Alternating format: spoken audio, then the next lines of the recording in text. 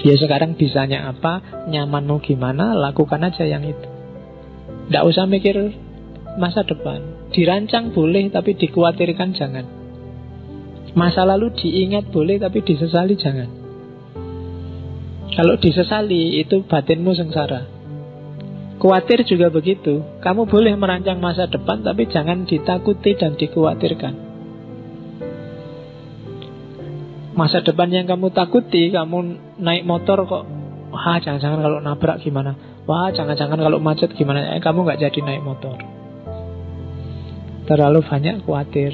Atau dulu ada yang kecelakaan di sini, wah dulu ada yang jatuh di sini, wah dulu, namun akhirnya nggak jadi jalan juga. Jadi jangan menyesal yang sudah terjadi dan jangan khawatir dengan yang belum terjadi. Nikmati saja saat ini. Nggak usah khawatir. Hidup itu memang kadang seneng, kadang susah. Pokoknya nyawanya di situ. Masa depan mungkin mengkhawatirkan, tapi pasti tetap di masa depan ada seneng, ada susah. Masa lalu yang kamu sesalkan pasti ada senengnya, hanya yang kamu ingat susahnya saja. Iya kan? Kamu kuliah SMA yang kamu ingat ditolaknya saja, padahal yang nolak cuma satu, temenmu banyak, gak ada yang satu pun yang kamu ingat. Yang kamu ingat ya yang kamu tembak dan kamu ditolak itu. Ya kan? Masa lalu gak usah disesali deh, katanya Surya Mentara. Nyari perkara wong sudah lewat, sudah terjadi kok. Ya masa lalu itu anggap aja kayak situasi di belakangmu pas kamu naik motor. Ya sekali-sekali dilihat lewat spion. Cuma naik motor jangan lihat spion terus. Ya kalau kamu lihat spion terus bahaya malahan kan. Kamu khawatir, lihat belakang terus. Lihatnya ke depan. Cuma jangan khawatir, jangan-jangan di sana ada kecelakaan, jangan-jangan kamu nanti nggak jalan, jangan-jangan ada orang motong depanku, jangan-jangan nggak jalan. Dinikmati aja naik motornya. Nggak harus terlalu khawatir yang di belakang sama yang di depan. Jadi sesal dan khawatir. Kalau kita bebas dari iri dan sombong, dari sesal dan khawatir, maka kita bisa tabah. Bisa tatak kalau bahasanya Surya Mentara. Tatak itu tangguh. Kenapa orang jadi tangguh? Karena dia ngerti filosofinya hidup. Filosofi yang mana? Mulur mungkret, seneng susah, ora iri, ora sombong, ora getun, dan ora khawatir. Kalau kamu punya prinsip ini, hidupmu akan kuat, tatak. Apapun yang terjadi, kamu akan tabah. Tidak usah takut dengan kesusahan. Sesusah apapun orang, pada saatnya akan ganti jadi seneng. Seseneng apapun orang, pada saatnya akan ketemu masalah dan jadi susah. Entah masalah besar, entah masalah kecil. Maka solusinya bukan jangan sampai kita susah atau semoga kita senang terus, tapi solusinya adalah pahami ritme senang dan susah. Di situ kita bisa tabah. Tabah itu tatak. Tatak itu nggak cuma kalau ada kesedihan, pas senang juga harus tatak. Senang luar biasa tiba-tiba dapat undian mobil, dapat undian rumah. Nah itu tatak. Kalau tidak kuat tiba-tiba pingsan kamu, alhamdulillah dapat rumah.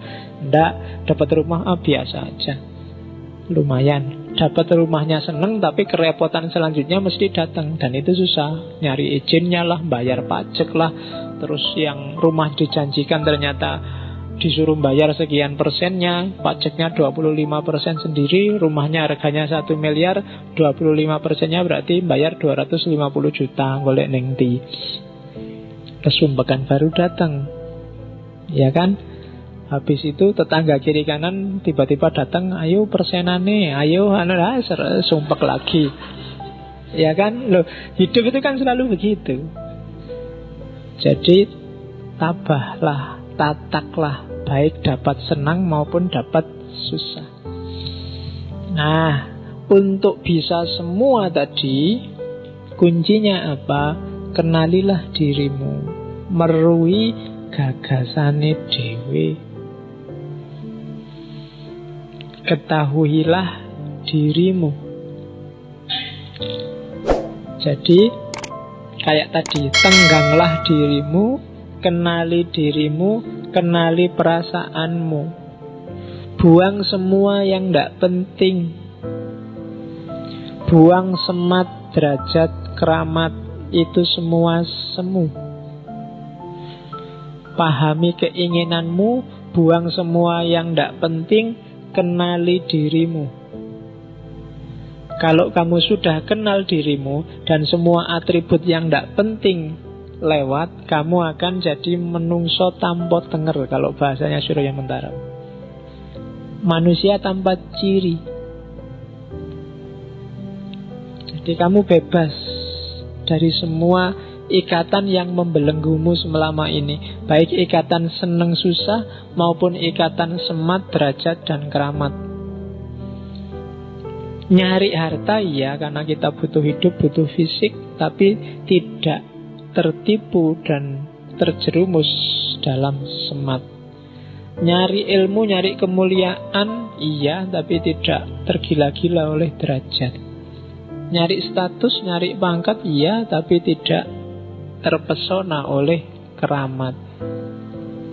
Itu anggap aja baju yang sewaktu-waktu bisa ditanggalkan dan tidak penting. Toh tidak pakai baju kamu bisa hidup asal nggak dilihat orang lain. Iya kan, kalau dilihat orang lain yang jadi problem. Nah, kalau bisa kayak gitu, maka kamu adalah manusia tanpa tenger. Kenapa manusia tanpa tenger?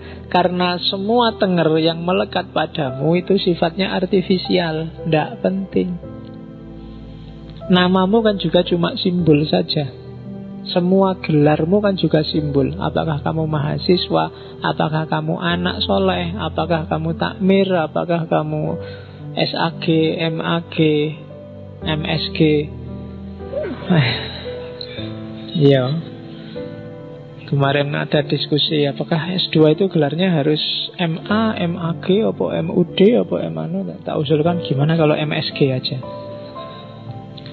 Itu dahsyat loh, MSG itu sedikit-dikit tapi dalam jumlah banyak bisa bikin kacau metabolisme tubuhnya manusia.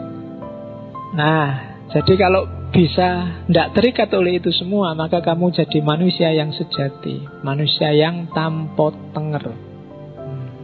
Kalau bahasanya Iqbal, manusia otentik.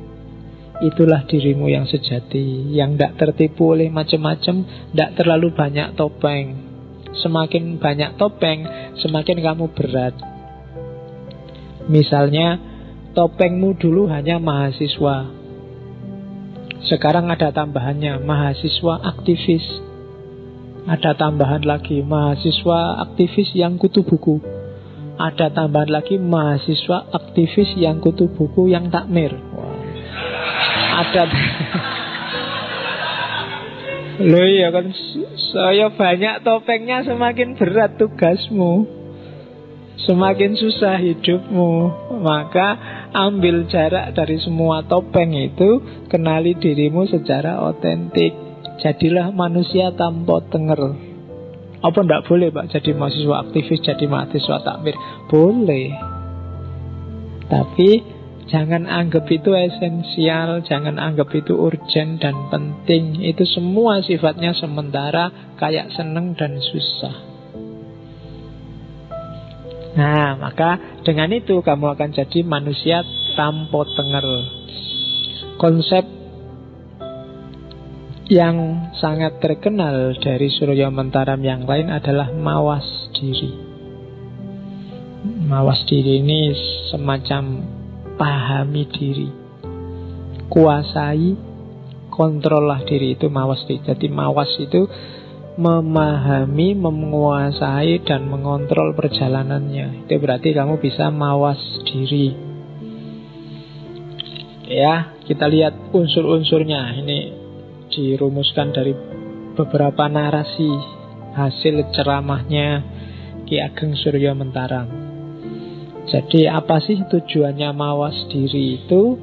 Mawas diri itu tujuannya tahu kelemahan dan kelebihan kita, yang semua dijelaskan tadi, dengan target akhirnya untuk jadi manusia tanpa tenger. Jadi kenali dirimu, kenali topeng-topengmu, dan jangan terikat oleh topeng-topengmu. Terus prosesnya apa? Ya proses kognitif, mikir. Pikirkan semua data yang kamu dapat sepanjang hidupmu. Jadi hampir semua filosof, tidak barat, tidak timur, menganjurkan setiap orang untuk muhasabah, mikir tentang dirinya sendiri. Kalau ini saja tidak dilakukan, ya jangan mimpi jadi filosof. Ketika kalian sudah matok, Pak saya ingin hidup yang reflektif, ya berarti harus ada fase muhasabah dalam hidupmu. Entah formal, entah non-formal. Ya non-formal mungkin sambil malam-malam kamu mikir, sambil nonton sepak bola kamu mikir dirimu, sambil ngapain mikir dirimu. Itu namanya muhasabah. Atau ambil momen khusus, atau syukur-syukur kalau bisa ditulis. Siapa sih dirimu itu menurutmu? Jadi membaca dirimu menurut kamu sendiri. Nah, itu namanya muhasabah. Jadi ada proses kognitifnya. Apa yang dilakukan orang saat muhasabah? Yang pertama, nyawang karep. Nyawang karep itu pahami keinginanmu, hasratmu. Apa saja sih targetmu? Itu nyawang karep. Yang kedua, mandu karep. Setelah kamu pahami keinginanmu, sekarang kontrollah keinginanmu. Jangan dilampiaskan sembarangan, diatur strateginya, diatur mana yang layak dikarepi dan mana yang jangan dikarepi. Yang ketiga, baru membebaskan diri dari karep. Boleh punya keinginan, tapi jangan disetir hidupmu oleh keinginan. Jangan diperbudak oleh keinginan. Apalagi keinginan-keinginan yang artifisial. Jadi hidup jangan dirajai oleh keinginan semata.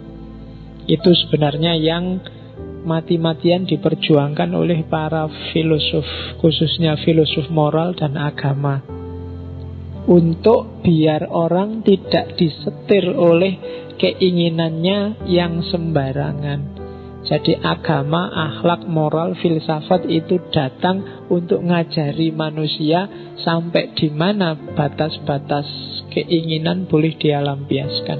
Karena kalau tanpa itu, kalau kamu bebas saja mikir keinginan, mungkin keinginanmu tidak karu-karuan dan dunia ini rusak. Manusia itu kan bebas hakikatnya, dan dia boleh ingin apa saja kalau cuma ingin loh ya.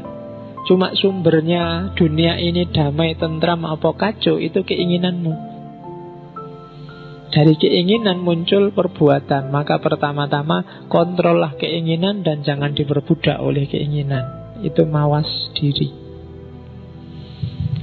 Dan dari situlah, yaitu bahasanya strategi, orang akan naik kelas, naik level. Ada gradasinya untuk menuju manusia yang tanpa ciri tadi. Gradasi pertama, kalau istilahnya Surya Mentaram, manusia paling awal itu juru catat. Juru catat itu, kalau bahasanya Mula Sadra, para filosof Muslim biasanya juru catat ini kayak tumbuhan. Jiwa tumbuhan, bayi itu juru catat. Dikasih apa aja masuk, kayak tumbuhan. Pasif, cuma bisa menerima apa saja. Itu level manusia paling awal. Jadi kayak orang juru catat. Juru catat itu didikte aja. Anak kecil, balita itu kan didikte aja, dia jalan sesuai pendikteannya. Naik makom kedua, catatan. Catatan itu kayak jiwa binatang. Dia sudah mulai bisa menggunakan data yang masuk dalam dirinya. Ini bagian apa? Jadi mulai dipahami. Kalau tadi cuma nyatet, kalau sekarang dia sudah bisa memahami catatan. mulai muncul hasrat, keinginan, mulai muncul cita-cita, mulai muncul, itu level kedua. Level ketiga namanya krudo mongso. Krudo mongso itu makom jiwa yang diliputi oleh ego. Ini yang harus dipahami. Ego itu ndak selalu jelek. Hasrat, keinginan itu kan nggak selalu jelek. Cuma dia harus dikontrol, dipandu. Orang yang tidak bisa ngontrol dan mandu hasrat keinginannya, dan dia disetir terus oleh ini, berarti dia ada di makom krodho mongso, makom egoistik. Dan puncaknya ketika dia bisa membebaskan diri dari egoismenya, dia akan jadi manusia tanpa diri. Dari semua topengnya tadi, dia akan ada di puncak kebahagiaan, yaitu manusia yang tanpa identitas, tanpa tenger, tanpa diri. Disitulah kebahagiaan puncak menurut Ki Ageng Suryo Mentara.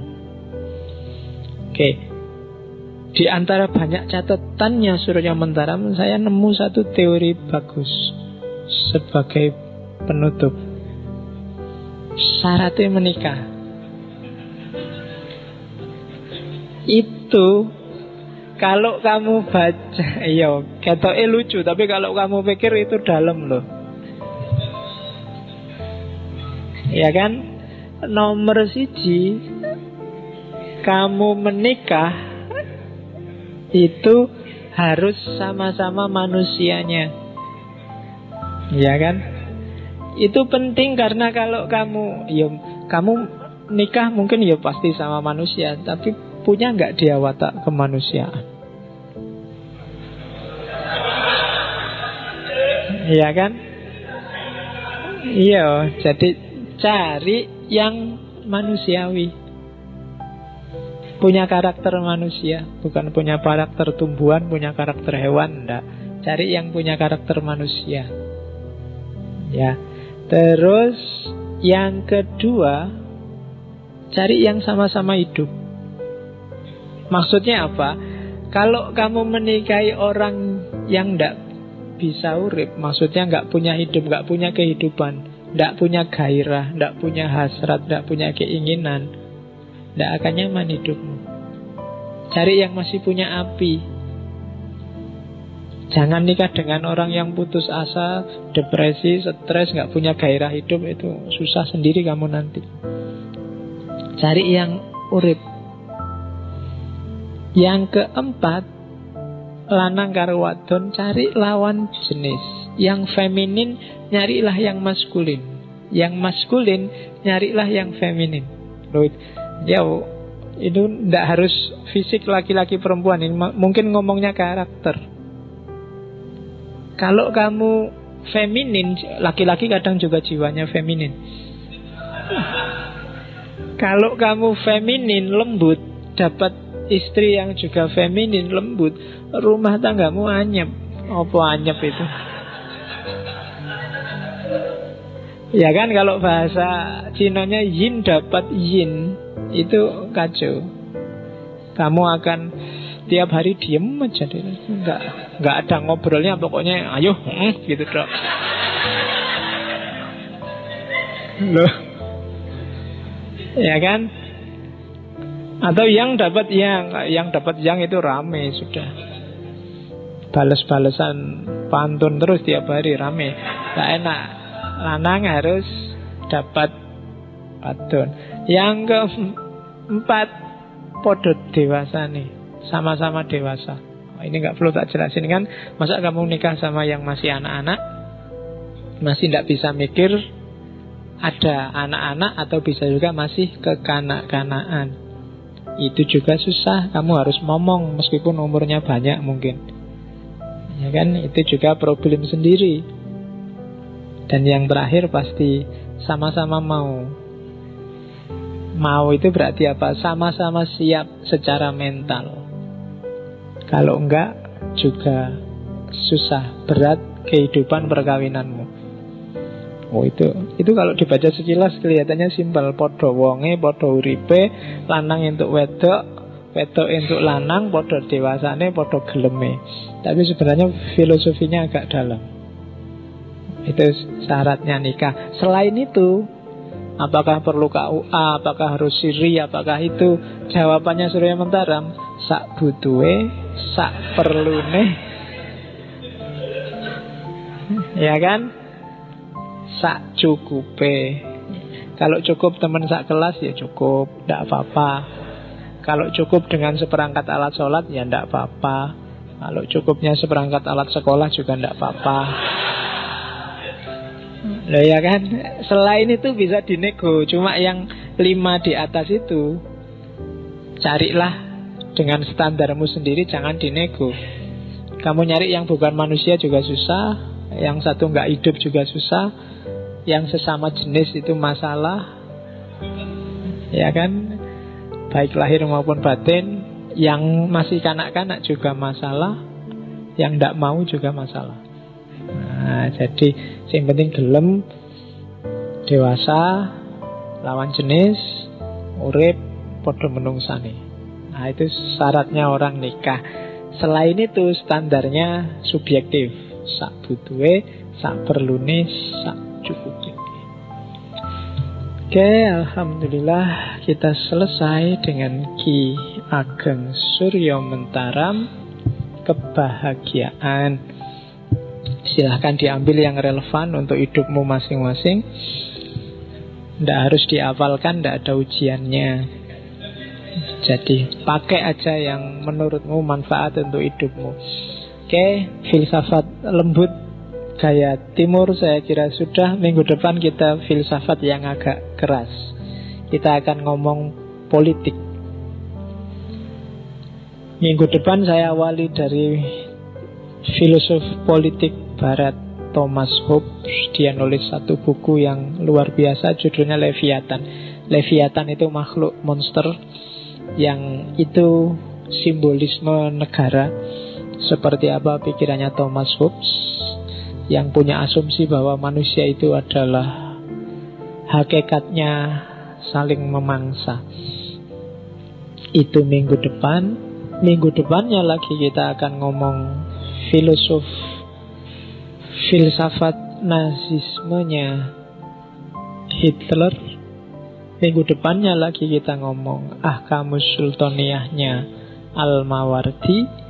Minggu depannya lagi kita akan ngomong Marxismenya Soekarno. Bagaimana gagasan-gagasan politik. Bagi saya 4 ini cara berpikir politik yang non-mainstream. Yang mainstream sudah kita bahas di bagian awal dulu. Ada sosialisme lah, ada yang lain-lain itu yang bisa kita bahas. Hari ini kita ngomong yang non-mainstream, cara berpikir politik yang khas. Termasuk Al-Mawardi yang banyak dikutip orang-orang yang ingin bikin khalifah, kekhalifahan.